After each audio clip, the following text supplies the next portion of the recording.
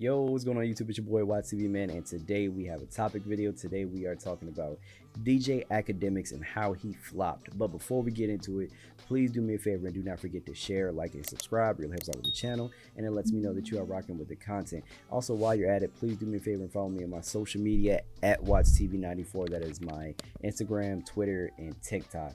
Before we get started, I also just want to say thank you to the new subscribers and thank you to my new followers on my social media platforms. I really do appreciate you guys. Thank you so much for showing support, and let's see if we can hit 4K soon, man. All right, so DJ Akademiks. Oh boy. All right, so if you guys do not know, DJ Akademiks was recently a part of the Roots Picnic this past weekend. If you guys don't know what the Roots Picnic is, it's basically a music festival that the music group The Roots put on in Philadelphia every year. So kind of like like a Dreamville Fest or something in the water, something along those lines. Very similar. So DJ Akademiks actually was hosting his podcast there along with a few others, and I just want to show you guys the turnout.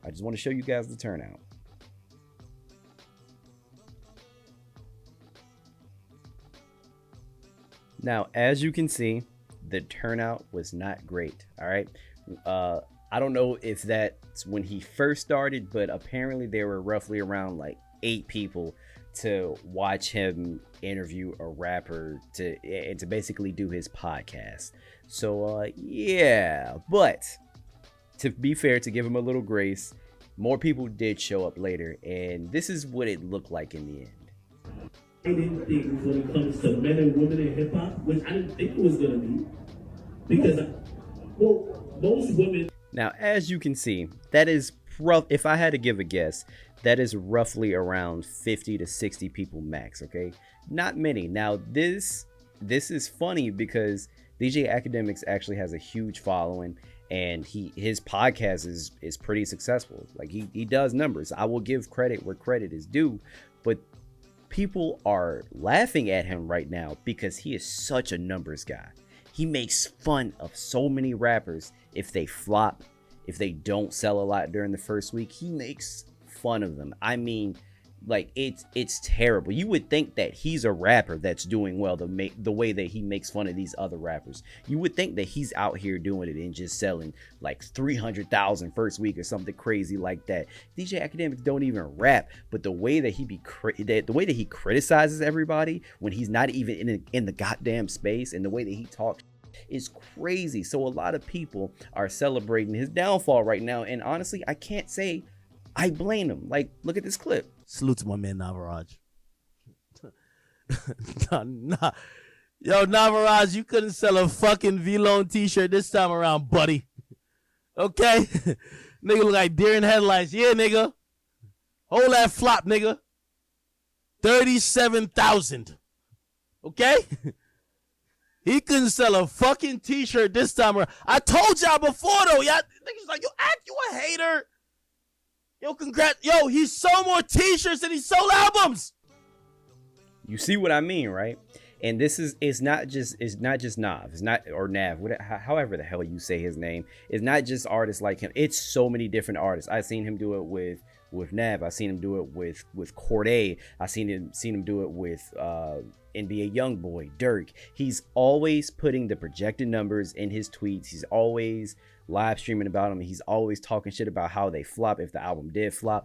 And a lot of people don't understand because you aren't even a rapper yourself. So why are you celebrating the fact that people's albums flopped, or why are you laughing at them? You know, it's just weird. So when we see his very popular podcast only have like roughly 50 to 60 people max, yeah, you flopped. I'm sorry, you flopped. To be fair, in good faith, I will say that having podcasts at festivals is probably one of the dumbest things ever. It is so dumb. I don't know if you guys know how festivals are set up, but a lot of the times if there are podcasts at festivals, that means those podcasts are going on while some of your favorite artists are performing. So why would you even agree to do this? I don't even know. But yeah, so that could be one of the main reasons why DJ Academics didn't have that big of a group, show up for his podcast. Although Angela Yee did pull more people. Now, I saw a clip over the weekend of Angela Yee's podcast, but for some reason I couldn't find it again. But she most definitely had more people at her podcast than DJ Academics did, even though her podcast is smaller. I'm just saying. But you know what? Let's look at the lineup, okay? Let's see if he was actually screwed. Okay, now, don't get me wrong. DJ Academics most definitely still flopped. But I will say this 8 p.m. spot was terrible. It's not that great of a spot if you think about it. Because look who's performing at 7:30. Lil Uzi. And you meaning to tell me, or do you think, guys, matter of fact, I'll ask you, who would you rather see? Are you gonna rather see DJ Academics like do his podcast live on stage, or are you going to want to see Lil Uzi perform? I'm telling you from my experience, I would much rather see Lil Uzi perform. I saw Lil Uzi live once and he only performed 2 songs. Drake brought him out at Dreamville Festival and the audio was fucked up and it was still entertaining. I would still pick those 2 songs with audio over DJ Academics any day. Now let me tell you why this is kind of a bad time slot, right? Because right after Lil Uzi is freaking Lauryn Hill.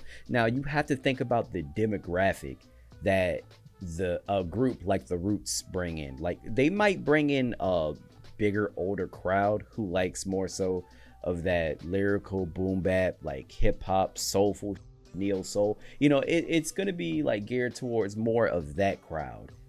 I can tell you right now, these people went to see Lil Uzi Vert and they did not freaking move. So from 7:30 to 9:15, they did not move because they wanted a spot so that they could see Lauryn Hill perform. And during this time from 7:30 to 9:15, if Lauryn Hill is on time, DJ Academics was having his podcast. Like, there is no way. But don't get me wrong, if your podcast is so popular, you flopped. You flopped, and it's okay. You flopped. But let's see what he has to say about it. The whole thing about 8 sounds great. I'm gonna keep it a bean. Like, if you ask me, I think it was about like peak. I'm just talking about peak. I'm not talking about all who came in. Like peak, maybe 200 to 250 people with it. The 8 shit's kind of cap. You feel me? Let me see. Oh, no. Like this is like, again, this ain't really nobody type shit, but this is like. And that was like 15 minutes, probably 2 minutes right after that. Yeah. So it's like, whatever. I don't give a fuck, bro. Hold on. You know who's driving this, right? Who's driving the narrative, right? It's the YoungBoy fans. They want me to say, Dirk flopped and I flopped. Dirk flopped and I flopped. Hey, okay. I'm gonna take my flop. I'm gonna take my flop. I'm taking my flop. Okay, I'm taking my flop. It's cool. And the reason why is because when another nigga flop, I don't like hearing excuses. When another nigga flop, I don't want him to say, "Oh my label ain't pushing." When YoungBoy flop, I don't want to hear him like, "Oh, my Instagram wasn't up." I don't want to hear it. So I'm gonna stand on my flop and I'm gonna take that shit. I caught the flop and I took the L. Well, at least he did acknowledge that he flopped. But I like how he said that he gave excuses and then say, well, let me not give excuses because I don't like when artists do that. You flop because you flop. He gave excuses before that entire dialogue, but whatever. Now, he said he had roughly around 200 people. I know what 200 people looks like. That indeed was not 200 people. That max 50 to 60. Maybe I'll be generous and say 70. That was not 100 people, and I doubt it was 70. Nowhere near 100 to 200. You are out of your mind. 200 people? No, nowhere near it. That man did not pull no damn 200 people. But that's okay. That's okay. But you know what, DJ Academics? This should be a very valuable lesson to you, all right? Maybe you should stop giving artists such a hard time for not doing numbers, okay? Maybe you should chill. I know that's kind of your shtick, but you go so hard sometimes for no reason. And he said in his video, he's like, it sounds like I'm hating. Nah, you do sound like a hater. You do sound like a hater, and on a lot of occasions. But you got your taste of your own medicine last weekend, and a lot of people were happy about it. I'm not gonna lie, I got a few chuckles out of it.